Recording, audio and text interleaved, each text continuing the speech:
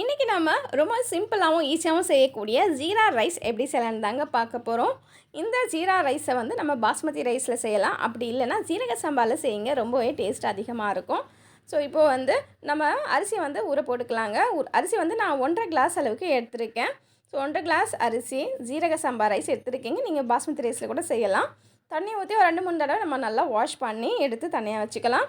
இப்போ அடுப்பில் ஒரு குக்கர் வச்சுருக்கீங்க. குக்கர் நல்லா ஹீட் ஆனதும் நம்ம இதை வந்து நெய்யில் தாங்க செய்ய போகிறோம். அதனால் 3 ஸ்பூன் அளவுக்கு நெய் வந்து ஆட் பண்ணிக்கலாம். ஸோ இது வந்து நெய்யில் செஞ்சுனா தான் ஃப்ளேவர்ஃபுல்லாகவும் இருக்கும், நல்லா டேஸ்டியாகவும் இருக்குங்க.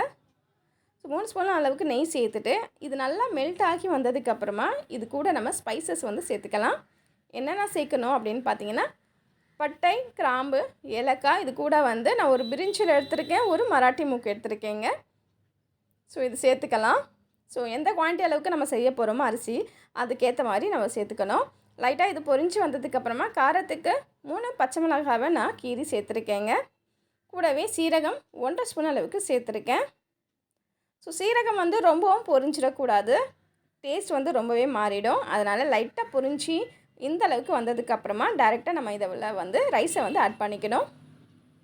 ஸோ அவ்வளோதாங்க, சீரகம் போட்டு ஒரு 2 நிமிஷத்துலேயே வந்து நம்ம ரைஸை வந்து ஆட் பண்ணிக்கணும். ஊற வச்ச ஜீரக சம்பா ரைஸை நான் இதில் ஆட் பண்ணிக்கிறேன். இதுக்கு தேவையான அளவு உப்பையும் வந்து இதிலே வந்து நம்ம ஆட் பண்ணிக்கலாங்க. சேர்த்துட்டு நம்ம எந்த அளவுக்கு ரைஸ் எடுத்தோமோ 2 பங்கு அளவுக்கு தண்ணியும் சேர்த்துக்கலாம். சேர்த்துட்டு நல்லா ஒரு மிக்ஸ்அப் பண்ணிவிட்டு மூடி போட்டு நம்ம மூடி வச்சிடலாங்க. நல்லா ஹை ஃப்ளேமில் வச்சு ஒரே ஒரு விசில் மட்டும் நம்ம வச்சு எடுத்துகிட்டு போகிறோம். இது சீரக சம்பான்றதுனால சீக்கிரமாகவே வெந்துடும். பார்த்து இதை வந்து பதமாக நம்ம இறக்கணுன்னா சூப்பராக இருக்குங்க. ஸோ அவ்வளோதாங்க, ஒரே ஒரு விசிலுக்கு அப்புறமா நம்ம ப்ரெஷர் இறங்கினதுக்கப்புறமா நான் ஓப்பன் பண்ணி பார்க்குறேன். பர்ஃபெக்டாக ரெடி ஆகிருக்கு. அவ்வளோதாங்க, ஜீரா ரைஸ் செய்கிறது ரொம்ப ரொம்ப சுலபம்.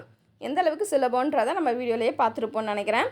ஒரு சில பொருட்களை வச்சு இதை வந்து செஞ்சு முடிச்சிடலாம். நம்ம எங்கேயாவது வெளில போயிட்டு வந்தனாலும் சரி, இல்லை எப்போயாவது டயர்டாக இருக்குதுன்னு ஃபீல் பண்ணுறப்பவும் சரி, இந்த மாதிரி ஒரு ஜீரா ரைஸை நம்ம செஞ்சுட்டோன்னா போதுங்க, டக்குன்னு செஞ்சு முடிச்சிடலாம். நான் கொத்தமல்லியை தூவி சர்வ் பண்ணுறதுக்கு ரெடி ஆகிடுச்சு நம்மளுடைய சூப்பர் டேஸ்டி அண்ட் சிம்பிளான ஜீரா ரைஸ். கண்டிப்பாக இந்த சிம்பிளான ஈஸியான ரெசிபி உங்கள் எல்லாருக்குமே பிடிச்சிருக்கோன்னு நினைக்கிறேன். பிடிச்சிருந்தா நீங்களும் செஞ்சு பார்த்து உங்கள் ஃபீட்பேக் நான் கமெண்ட் செக்ஷனில் சொல்லுங்கள். இன்னொரு சூப்பரான வீடியோவில் பார்க்கலாம்.